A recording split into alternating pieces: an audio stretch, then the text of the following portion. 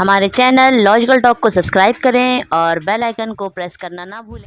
हाय logical talk family, कैसे हैं आप सभी लोग। स्वागत है आप सबका अपने यूट्यूब चैनल लॉजिकल टॉक में। गाइस, आज की वीडियो में आपके सामने नन्हे मुन्ने बच्चों से रिलेटेड कुछ मेडिसिन के बारे में, कुछ दवाइयों के बारे में डिस्कस करूंगी, जो कि जनरली बच्चों को रिकमेंड की जाती है जब बच्चे बीमार होते हैं, उन्हें बुखार होता है या उन्हें दर्द होता है तो डॉक्टर इन दवाइयों को रिकमेंड करते हैं, जैसे कि कॉलपॉल, मेफ्टॉल, पैसीमॉल ड्रॉप। जी हाँ दोस्तों, ये बच्चों में जो दवा है, ये तीनों ही दवाइयों का इस्तेमाल जब बच्चे को बुखार बहुत ज़्यादा होता है या बदन में किसी भी तरीके का दर्द होता है, चाहे कान में, दांत में, गले में, या सर्दी की वजह से बॉडी पेन होता है, तो बच्चों को ऐसी कैटेगरी की दवाइयाँ रिकमेंड की जाती है। इसमें जो कॉलपॉल है, ये इसमें जो मेन इंग्रेडिएंट है वो पैरासीटामॉल इसमें मिला हुआ है 100 mg।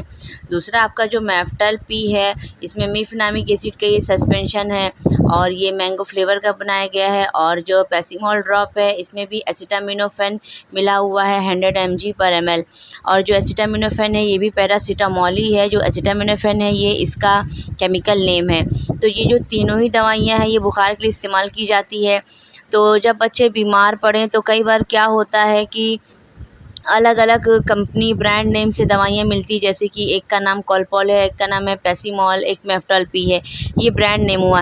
इससे कई बार पेरेंट्स जो हैं वो जान नहीं पाते हैं कि ये दवाइयाँ किस लिए इस्तेमाल हो रही है। और कभी कभी वो दो दवाइयाँ सेम ही कॉम्बिनेशन की, सेम ही इंग्रेडिएंट की दो दवाइयाँ बच्चों को दे देते हैं एक साथ। जैसे कि अगर आप कॉलपॉल दे रहे हैं, उसके साथ साथ आप मेफ्टॉल भी दर्द के लिए अलग से दे रहे हैं, तो इससे क्या होता है कि पेरेंट्स ये गलती जाने अनजाने में कर बैठते हैं और उससे बच्चों में ओवरडोजिंग हो जाती है, जिससे बच्चे की तबीयत और ख़राब होती है। उसको कई सारे मेजर साइड इफ़ेक्ट का सामना करना पड़ सकता है और बहुत सी ऐसी समस्याएं आ जाती है जिससे कि बच्चा बहुत ही ज़्यादा परेशान हो जाता है। उससे पेशेंट भी फिर पेरेंट्स जो भी होते हैं वो बहुत ज़्यादा परेशान होते हैं। तो ध्यान रखने वाली बात यह है दोस्तों कि जब भी आपके बच्चे को किसी भी तरीके की कोई तकलीफ़ हो, जैसे कि बुखार, खांसी, बदन में दर्द, तो अगर आप एक से ज़्यादा दवाई का इस्तेमाल कर रहे हैं तो हमेशा उसके पीछे जो इंग्रेडिएंट, जो कंपोजिशन लिखा होता है कि इस दवाई में मेन क्या मिला हुआ है, वो ज़रूर चेक करें। और साथ ही साथ कई बार जैसे किसी दवाइयों पे पैरासीटामॉल मेंशन होता है तो किसी पे पैरासीटामॉल नहीं मेंशन रहता है, एसिटामिनोफेन मेंशन रहता है। लेकिन ये दोनों ही चीज़ें एक ही चीज़ है, पैरासीटामॉल का ही नाम एसिटामिनोफेन है, ये दोनों ही चीज़ें सेम है।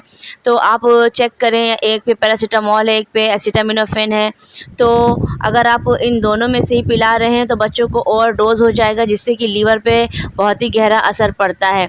इसीलिए जब भी बच्चों को दवाई दें, उसको अच्छे से शेक करें और ये ज़रूर चेक करें कि उसमें क्या इंग्रेडिएंट मिले हुए हैं। और अगर उसका कुछ नाम सेम नाम दिखे आपको दोनों पे तो आप तो समझ ही जाएंगे, लेकिन अगर दो अलग अलग नाम नज़र आ रहे हैं तो उसको ज़रूर चेक कर लें कि कहीं ये इसका कोई दूसरा केमिकल नेम तो नहीं है, यही फार्मूला जो है वो सेम फार्मूला तो नहीं है कि अलग अलग नामों से। ये सारी चीज़ों का ख़ास ध्यान रखना है, क्योंकि बच्चों जब बीमार छोटे होते हैं तो बहुत ज़्यादा बीमार पड़ते हैं, जनरली उन्हें बुखार बहुत ही होता है। तो ऐसी कंडीशन में आप अपने बच्चों को बुखार और दर्द की दवाइयाँ देते रहते हैं, तो इन सब बातों का ध्यान रखना आपके लिए बहुत ही ज़्यादा ज़रूरी है।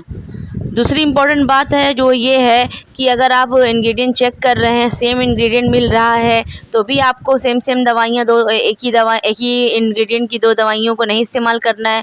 साथ ही साथ इस बात का भी ध्यान रखना है, जैसे कि एक पे पैरासीटामॉल है, दूसरा मीफेनामिक एसिड है, ये दोनों लगभग अलग अलग हैं, लेकिन इन दोनों का ही इस्तेमाल दर्द और बुखार के लिए किया जाता है। तो इस बात का भी आपको ध्यान देना है कि दो अलग अलग दवाइयाँ तो हैं, लेकिन उनका जो काम है कि वो किस लिए इस्तेमाल होती है। जैसे कि कोई दो दवाइयाँ हैं और दोनों ही दवाइयों का इस्तेमाल बुखार के लिए होता है, तो आपको ऐसी भी दवाइयों को स्किप करना है।